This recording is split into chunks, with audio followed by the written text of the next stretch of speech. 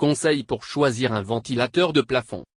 Le ventilateur de plafond a l'avantage de rafraîchir une pièce et de le débarrasser de son humidité en été tout en assurant une meilleure distribution de l'air chaud en hiver. Vous envisagez de vous équiper en ventilateur de plafond? Voici une liste des essentiels à connaître pour faire votre choix. Les modèles de ventilateurs de plafond. Le ventilateur plafond se décline sous deux modèles, le ventilateur avec luminaire et le modèle sans luminaire. Le modèle sans luminaire fait seulement office de brasseur d'air et c'est sa seule fonction, et il s'installe dans une pièce où l'éclairage indirect est privilégié. Le ventilateur avec lumière, quant à lui, intègre un globe et assure alors l'éclairage central d'une pièce. Bien sûr, les fonctions éclairage et brassage d'air sont indépendantes. Caractéristiques des ventilateurs de plafond. Diamètre des pales. Ces premiers critères à voir si vous voulez vous assurer que votre ventilateur de plafond remplisse la fonction à laquelle il se destine. Plus le diamètre est élevé, plus la quantité d'air brassé sera importante. Sur le marché, il y a plusieurs diamètres disponibles. Pour les pièces de 9 à 21 m puissance 2, les modèles à 36 et 42 sont parfaits.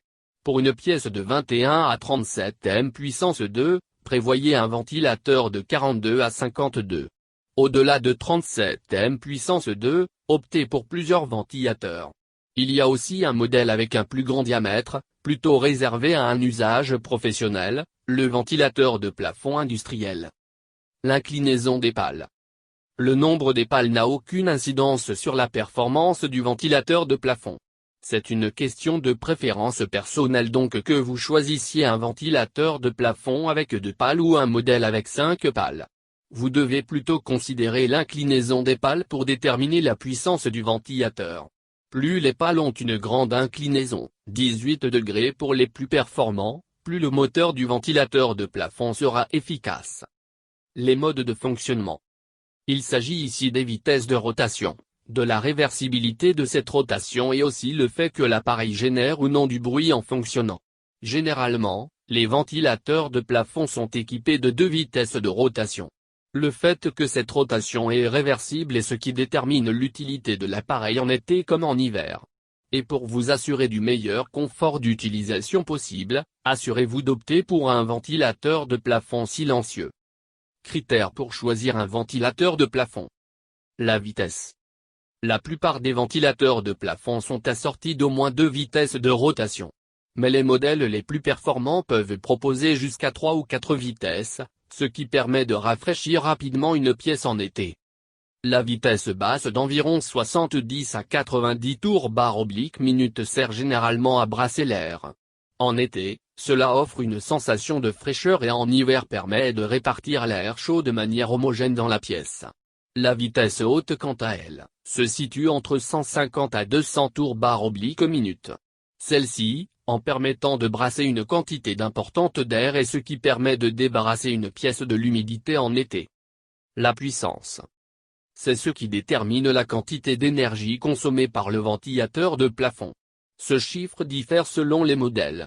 En pleine puissance, celui-ci a une puissance comprise entre 50 et 70 W alors qu'à puissance réduite, ce chiffre descend entre 20 et 30 W. Pour les modèles réversibles été/hiver, la rotation des pales dans le sens contraire à l'aiguille d'une montre redistribue l'air chaud emmagasiné au plafond. Ce qui a l'avantage de réduire votre besoin de chauffage, et vous permet de réaliser une économie d'énergie. Dans tous les cas, la consommation énergétique d'un ventilateur de plafond est de 30 à 50 fois moins que celle d'un climatiseur. Le mode de déclenchement.